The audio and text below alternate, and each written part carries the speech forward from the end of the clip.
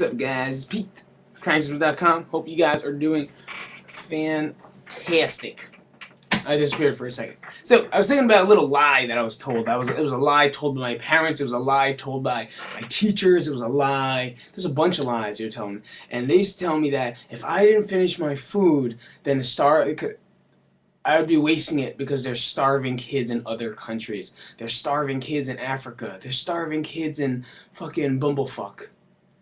Okay, but did I ever see them take that food off my plate and donate it to them? No. Did I ever see them take that food and just anything, any type of can, and send it directly to the starving children? No.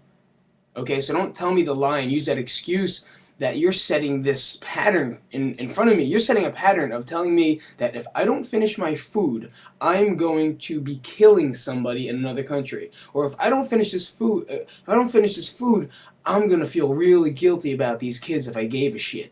And if I do, then I'm going to eat it. Now I'm pulling in more calories than maybe I needed as a kid. And now I'm gluttonous. And what's going to happen is you're programming my brain to finish my food all the time. Now, if someone gives me an over-serving, or if I go to a party, now I'm automatically going to think about those starving fucking children that are fucking not eating, but I'm eating food. But now I'm finishing my food and I'm putting myself in a way worse position than them. Okay, now I'm setting a pattern. Now you're setting a pattern as a kid to be fat, to be obese, because you don't want to waste the food. You know what? Serve me the right size. Serve me this much and this much. Don't put a big shitload in front of my plate like I'm fucking 25 years old with rice and meat and potatoes and everything else, and then expect me to finish it because now I'm going to finish it because you just told me I'm killing motherfuckers out there. And that's what went through my brain as a kid. I was like, if I don't eat all this food, I'm going to be killing fucking Munjambi. Fucking Munjambi's dead because of me. I'm 3. 3 years old. It's Munjambi. Munjambi's dead. I'm still here. That's terrible. Guys, don't feed me lies. Don't feed your kids lies. Alright, there's a bunch of lies I go through. I could actually just tell you, but that's the main one that I want to get across. There's a lot of lies, and what we have to do is dispel ourselves from the lies and dispel ourselves from the rumors and the myths and the little things out there that were programmed into your head as a little kid that you still believe. There's shit out there you still believe. I remember this one time I had a sleepover, okay, and my poor friend Mackenzie, well, let me tell you a Filipino tradition. Filipinos, we use, in the Philippines, they call what they call a tabu. A tabu is a fucking bucket that we use to wash our asses with. Okay, I don't give a fuck if you're Filipino, you like the story or not. This is a true story. And we use a bucket, so when we're done wiping, we have to take the bucket, fill it with water, and reach around and pour water down our assholes and wash our butts. Kind of funny, especially when you're 4 years old. It's a nice habit. Good, my butt smells sweet now. I wash my hands with soap, I'm good to go.